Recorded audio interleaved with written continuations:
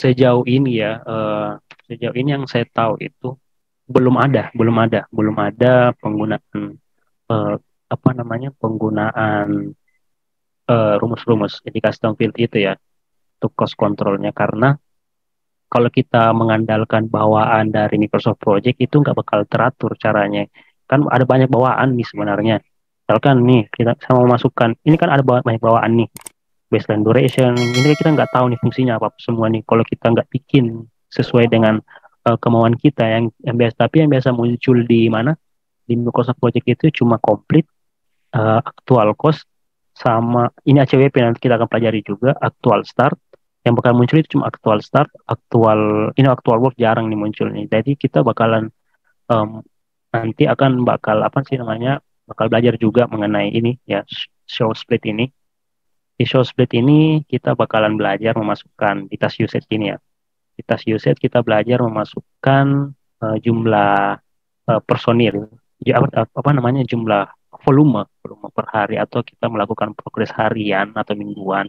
Nanti situ bakalan muncul tuh nilai-nilai nanti di sini yang nanti ada realisasi realisasi apa namanya, realisasi minggu ini, realisasi minggu depan, realisasi apa namanya, rencana minggu depan, rencana apa, rencana bulan depan, itu bakalan muncul nanti di sini di custom field itu. Jadi menurut saya selama saya bekerja sebagai project control itu dia nggak pernah ada nih, nggak pernah, belum pernah ada metode selain di custom field untuk penghitungan cost controlnya. Karena kalau kita mengandalkan ini semua, kita nggak tahu nih apa sih fungsinya semua ini kalau bukan kita yang membuatnya, buat sendiri apanya, buat sendiri custom fieldnya itu.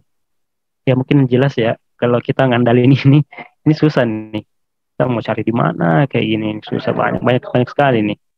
Jadi di Microsoft Project itu menyediakan number-number ini, number satu, number number 10, 11, 12 dan seterusnya itu, supaya kita bisa apa namanya, apa namanya, membuat cara kita sendiri untuk perhitungan seperti itu mungkin. Makanya di sini disediakan custom field. Nanti kita bakal misalkan contoh deh ya. Di sini saya di teks satu ini, Oke. di teks satu ini ya, atau cost deh. Karena kalau teks itu cuma munculnya kata-kata doang. Jadi di cost ini kita munculkan eh, contoh rencana rencana minggu depan. Nah, ya kan kita bisa ubah di sini. Atau kita mau rename langsung boleh di sini. Terus kita masukkan formulanya. Ada formula sini. Ini rencana minggu depan ini berhubungan dengan apa sih?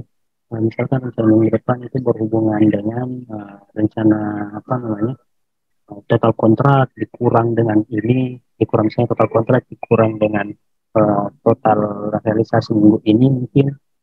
Nanti kalau kita misalkan munculin di sini tuh rumusnya, dia bakalan muncul nanti di sini, muncul sendiri di sini ketika kita masukin yang rencana tadi kan ini. Nah, kita muncul di sini, ini bakal muncul di sini nilai-nilainya semua, costnya situ dia bakal muncul sesuai dengan task usage yang kita apa namanya, yang kita input ya di source split ini. Nanti kita belajar nanti di pertemuan selanjutnya untuk penggunaan custom field-nya itu, dan untuk update project mungkin pelaporan ya itu ya.